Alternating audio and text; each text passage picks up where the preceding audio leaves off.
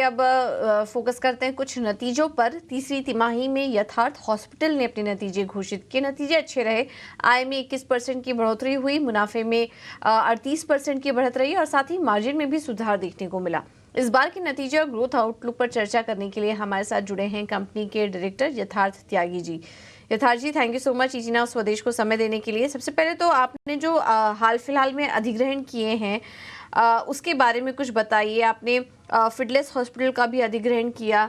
हमारे व्यूअर्स जानना चाहेंगे कि इससे आगे आपके क्षमता विस्तार कितनी होगी, किस तरह के ऑक्यूपेंसी होगी और ऑपरेशंस कब तक शुरू होंगे? जी, यथार्थ ग्रुप ने अभी बहुत रिसेंटली नया एक्विजिशन करा है फिडलेस हॉस्पिटल फरीदाबाद में। ये हॉस्पिटल 200 बेड्स का है। 175 बेड्स ऑलरेडी ऑपरेशनल है। 25 टू 30 बेड्स के आसपास इसकी कैपेसिटी और इंक्रीज हो सकती है। ये हॉस्पिटल फरीदाबाद, जो कि हरियाणा में टेक्निकली स्टेट है, वहां पे बिलोंग करता है, बट ये एक पूरा दिल्ली एनसीआर मार्केट के अंदर अंदर आता है। सो इस हॉस्पिटल की हम पूरी कोशिश है कि 1 अप्रैल से, जो कि फाइनेंशियल ईयर की स्टार्टिंग से, हम इस हॉस्पिटल को ऑपरेशनलाइज करेंगे।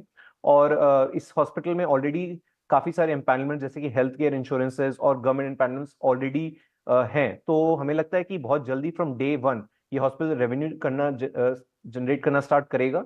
और अप्रैल की स्टार्टिंग में हम हॉस्पिटल की लॉन्चिंग की एक्सपेक्टेशन लेके चल रहे हैं। बिल्कुल। ज़रा ये बताइए कि ये जो एक्सपेंशन है और ये जो अधिग्रहण है, इसके अलावा अगर हम किसी इनऑर्गेनिक ग्रोथ अपॉर्चुनिटी को देखें तो आपके नज़रिए से वो क्या है?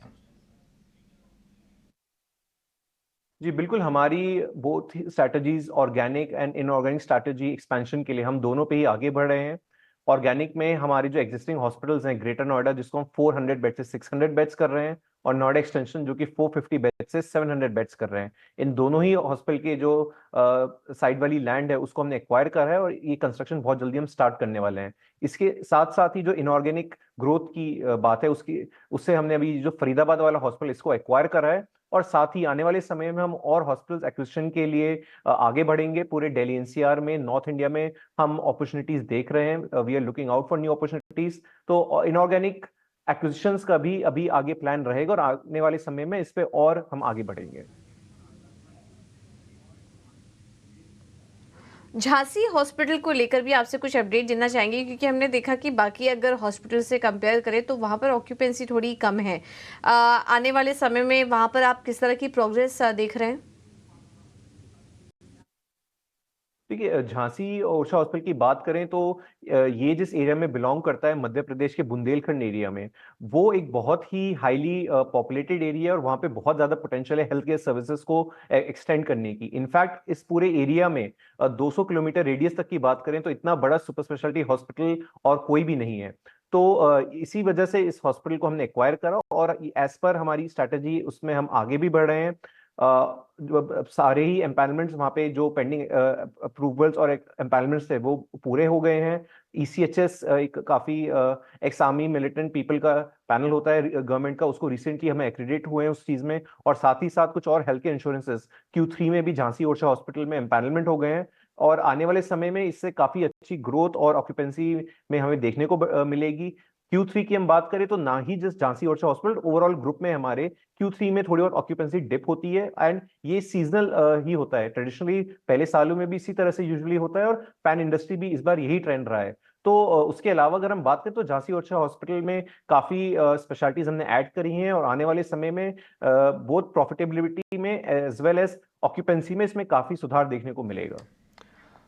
ठीक है यथार्थ, अगर हम आगे का अगर नज़रिया देखें तो 60% ऑक्यूपेंसी लेवल्स का टारगेट आप अगली तिमाही में रख रहे हैं। जिस हिसाब से आपकी प्रगति है उसमें 54% ऑक्यूपेंसी ऑलरेडी अब तक आप हासिल कर चुके हैं। 60% का ये जो लक्ष्य है या नेक्स्ट क्वार्टर में, ये कितना फिजिबल लग रहा है? आपको लगता है कि आसान है या थोड़ी बहुत चुनौतियाँ हैं? जी, हमें लगता है कि इस नंबर के काफी आसपास ऑक्यूपेंसी लेवल्स आने चाहिए, क्योंकि हमारे जो जैसे मैं बात करूँ, कुछ नए ट्रीटमेंट्स और स्पेशलिटीज हैं जो हमने स्टार्ट करी हैं। स्पेशली अगर हम नोएडा एक्सटेंशन हॉस्पिटल की बात करें तो रेडिएशन ऑन्कोलॉजी, लिवर ट्रांसप्लांट्स, ये सब चीजें हम ने स्टार्ट करी हैं और रेडिएशन ऑन्कोलॉजी अभी मार्च में स्टार्ट होने जा रहा है। इसी के साथ साथ Q4 जनरली Q3 से ऑक्यूपेंसी में हायर होता है, बिकॉज Q3 में यूजुअली इस बार अगर देखा जाए तो काफी फेस्टिवल जैसे दिवाली और छठ पूजा एक साथ थे, और दिल्ली एनसीआर मार्केट्स में नवंबर के एंड में और दिसंबर में काफी सर्दी और ठंड आने लगती है, जिसके कारण बहुत डेंस फॉग होता है, तो ओपीडी वॉल्यूम्स यूजुअली हमेशा ही डाउन होती हैं। तो Q4 में हमें लगता है कि ऑक्यूपेंसी Q3 से बढ़नी चाहिए, और जो आप जिस नंबर की बात कर रहे हैं उसके आसपास डेफिनेटली हमें पहुंचना चाहिए। हम्म, ठीक है यथार्थ ji, thank you so much आपका समय देने के लिए और अपने नतीजों पर हमारे साथ बातचीत करने के लिए। नतीजे मजबूत थे, आगे के ग्रोथ आउटलुक पर भी कंपनी पॉजिटिव, और इस वजह से हम देख रहे हैं कि शेयर में आज 10% की मजबूती देखने को मिल रही है। स्टॉक अपने हाइस के आसपास आज भी 472 के आसपास कारोबार कर रहा है। एक बार एक्सपर्ट से राय लेने की कोशिश करते हैं। बताएं यथार्थ हॉस्पिटल पे आपका नजरिया क्या है? जी यथार्थ का चार्ट वैसे तो देखा जाए तो काफी सीमित ही रहा हुआ है, लेकिन जो भी सीमित चार्ट है वहां पे हमें आज 2 दिन में एक ब्रेकआउट देखने मिला हुआ है। स्टॉक प्राइस 430 के लेवल से यहाँ पे काफी रेजिस्टेंस फेस कर रहा था पहले, लेकिन आज के दिन में हमें सस्टेन ब्रेकआउट देखने मिला हुआ है और ऑल टाइम हाई भी फॉर्म किया हुआ है। और इसके साथ में मैं दूसरे इसके पीएम कंपनीज भी दिखता हूँ जिसके पास चार्ट की हिस्ट्री ज्यादा रही हुई है, तो पूरा हेल्थ केयर सेक्टर एक पॉजिटिव मोमेंटम में है। तो ऑफकोर्स इसका बेनिफिट ऑफ डाउट इसको भी मिलेगा ही कि इसका अपसाइड ट्रांजेक्शन अभी चल रहा है। डेली चार्ट पे ये स्टॉक की अपसाइड पोटेंशियल या फिर जो हम बुलिश व्यू कहेंगे वो इंटैक्ट रहेगा जब तक ये स्टॉक 445 के ऊपर है। इतना चला है तो थोड़ा बहुत करेक्शन हो सकता है, लेकिन 445 तक इसका हेल्दी करेक्शन ही हमें देखने मिल रहे हैं, और पिवट लेवल के हिसाब से ऊपर में हमें 495 के रेजिस्टेंस देखने मिल सकते हैं। तो ये नजरिया यथार्थ हॉस्पिटल पे कपिल जी की तरफ से आता हुआ। चलिए